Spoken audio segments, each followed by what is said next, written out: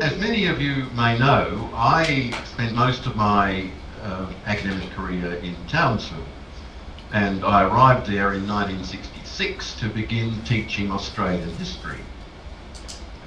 Now, it wasn't just that I began my teaching there at that time, it was that I began teaching in North Queensland, which even then was very, very much closer to the frontier.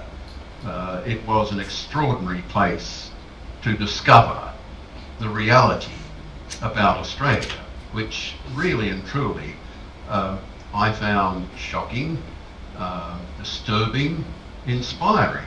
That is, inspiring me to begin the telling of this story. And I've also many times told people that it was a course that was set in UQ. It was a UQ course, and the textbook for that course was the book that had been edited by Gordon Greenwood, who was one of the great professors of UQ, and it was the most widely used textbook in Australia of social and political history. The extraordinary thing about it was it didn't mention the Aborigines except in 2 passing sentences. And there wasn't even an entry in the index. Now, I looked up all the reviews of this book. It was a multi-authored book, and if you weren't in the book, then you reviewed it. And not one of the most prominent historians of the period realised there was something unbelievably wrong about this book. Now, I knew it was wrong because I was living in the middle of racial Australia.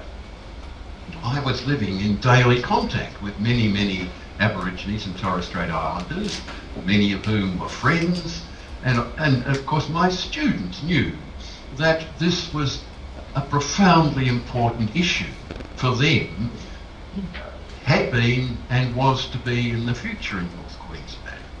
And so that's why I began doing the research. Had there been a library full of books on the subject, I would have just gone and read the secondary material. But there was nothing.